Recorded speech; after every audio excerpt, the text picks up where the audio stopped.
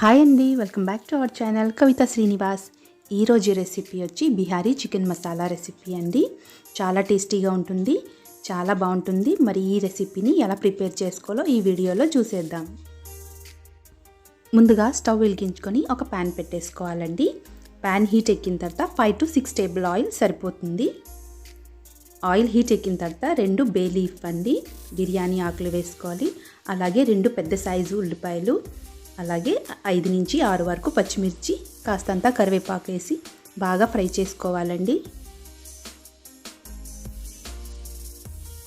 Onions fry అయ్యేలోపు chicken curry కోసం మసాలాని ప్రిపేర్ చేసుకుందామండి.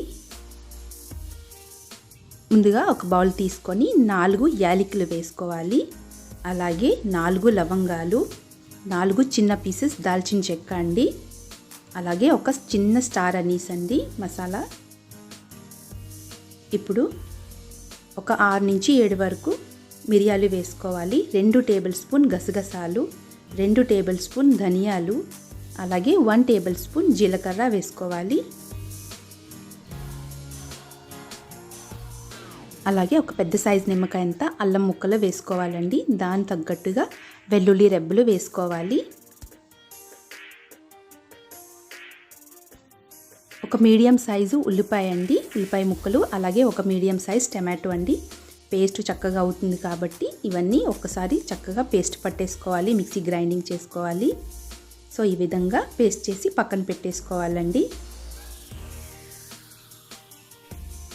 నేను 1 కిలో సొంటెం చికెన్ని తీసుకున్నానండి. సో 1 కిలో అండి, చక్కగా క్లీన్ చేసి పెట్టేసుకోవాలి. సో ఆనియన్స్ అంతా బాగా సాఫ్ట్ అయ్యింది. బిహారీ స్టైల్లో చికెన్ కాబట్టి వెల్లుల్లి అండి, మొత్తం వెల్లుల్లి వేసుకోవాలి. సో నేను ఇక్కడ 3 తీసుకున్నానండి. చక్కగా వాష్ చేసేసుకొని ఇలా యాడ్ చేసేసుకోవాలి. ఒక 10 నిమిషాల వరకు కుక్ చేసుకోవాలండి. వెల్లుల్లిపాయలు ఎవరైతే బాగా ఇష్టంగా తింటారో చికెన్ కర్రీలో వేసుకున్నా చాలా బాగుంటుంది. సో తప్పకుండా ట్రై చేయండి ఇలాగా. సో ఆనియన్స్ అంతా బాగా వేయించుకున్నామండి. సో చక్కగా కలర్ వచ్చేసింది. ఇప్పుడు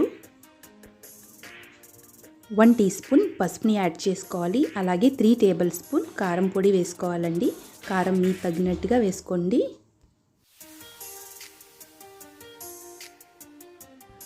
ఒకసారి బాగా కలిపేసుకోవాలి.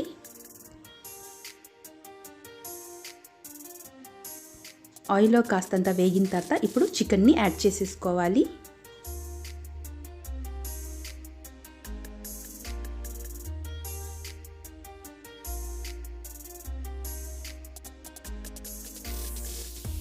చికెన్ని యాడ్ చేసిన తర్వాత బాగా ఒకసారి కలిపేసుకోవాలి.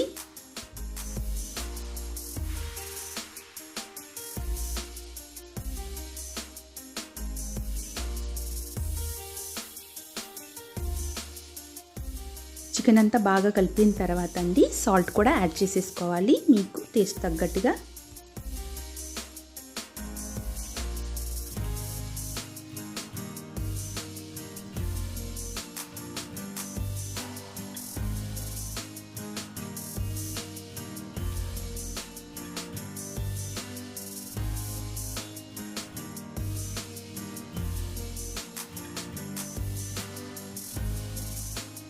సాల్ట్ అంతా కలిపిన తర్వాత అండి ఒక 15 నిమిషాల వరకు మూత పెట్టి మీడియం ఫ్లేమ్లో చక్కగా కుక్ చేసుకోవాలి.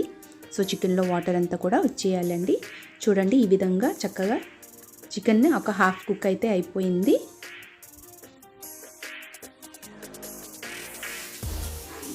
ఇప్పుడు మసాలా పేస్ట్ ఏదైతే ప్రిపేర్ చేసుకున్నామో ఇప్పుడు యాడ్ చేసేసుకోవాలి. సొంటెం కోడి అండి బాగా ముదురుగా ఉంటే తొందరగా కుక్ అవ్వదండి. ఒక 30 to 45 మినిట్స్ పడుతుంది. అది చిన్న కోడి అయితే చక్కగా ఉడికిపోతుందండి మనకి. సో చక్కగా ఇలా కలిపేసుకోవాలి. సో మసాలా యాడ్ చేసిన తర్వాత మనకి గ్రేవీ ఎంత అవసరమో అంత వాటర్ని యాడ్ చేసేసుకోవాలండి. ఓ 30 నిమిషాల వరకు కుక్ చేసుకుంటే సరిపోతుంది.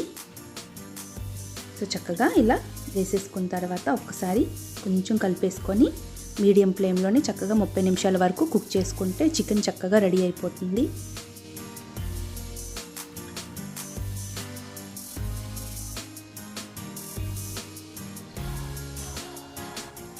చికెన్ బాగా కుక్ అయిపోయిందండి. అలాగే మనం వేసుకున్న వెల్లుల్లి కూడా చక్కగా కుక్ అయిపోయింది. ఇప్పుడు కాస్తంత కొత్తిమీర కూడా యాడ్ చేసేసుకోవాలి. సో వేడి వేడి రైస్తో కానీ చపాతీ పుల్కాస్తో కూడా చికెన్ చాలా బాగుంటుంది. అలాగే వెల్లుల్లి రెబ్బలు వేసినందుకు ఇంకా టేస్ట్ బాగుంటుందండి. సో తప్పకుండా ఈ విధంగా ట్రై చేసి చూడండి. మరి నేను చేసిన ఈ రెసిపీ మీకు ఎలా అనిపించిందో నాకు కమెంట్ సెక్షన్లో కమెంట్ చేయడం మాత్రం మర్చిపోవద్దండి. Thank you.